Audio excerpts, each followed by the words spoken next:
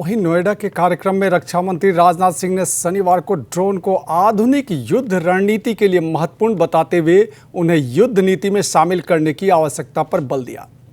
राजनाथ सिंह ने कहा कि आमतौर पर जब हम एयरक्राफ्ट शब्द सुनते हैं तो हमारे दिमाग में तेजस, राफेल और लड़ाकू विमानों की तस्वीरें आती है। यह स्वाभाविक भी है क्योंकि ये सभी लड़ाकू विमान हैं। हालांकि आज के बदलते समय में ड्रोन इस क्षेत्र में एक महत्वपूर्ण शक्ति के रूप में उभरे हैं।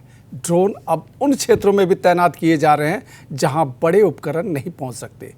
राजनाथ सिंह ने कहा कि यदि आप रूस यूक्रेन संघर्ष को करीब से देखें तो आप पाएंगे कि ड्रोन का बड़े पैमाने पर इस्तेमाल किया गया है, पहले भी, अब भी, और लगातार इससे साबित होता है कि ड्रोन के महत्व को समझना और उन्हें हमारी युद्ध नीति में शामिल करना बेहद जरूरी हो गया है। राजनाथ सिंह ने प्लांट का दौरा किया और उन्होंने कहा कि हम भारत की रक्षा क्षमता को और भी बढ़ाने का काम करेंगे।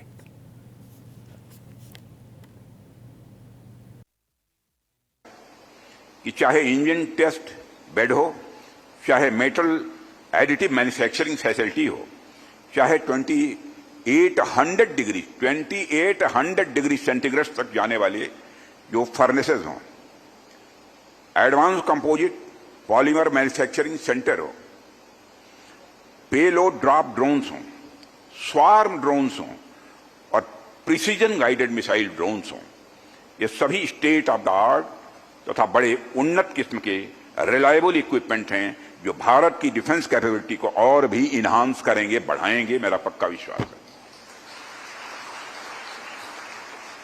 ये सारी चीजें देखकर मुझे इस संस्थान का जो ध्येय वाक्य है, प्रत्यक्षम किम प्रमाणम, इस संस्थान में इस ध्येय वाक्य को अपने काम इस संस्थान ने इस ध्येय वाक्य को अपने काम से साबित कर दिया है। इस संस्थान की पूरी टीम को, जितने भी आप सब टीम के लोग यहां पर बैठे हुए हैं, मैं जानता हूं कि संस्थान में निश्चित रूप से टीम स्पिरिट के साथ काम होता होगा। इतना बड़ा काम रुतबा जमाकर, दहशत पैदा करके नहीं किया जा सकता, बल्कि साथ लेकर पूरी जितनी भी टीम है उसको परिवार की तरह साथ लेकर जो चलेगा वही यह काम कर सकता है।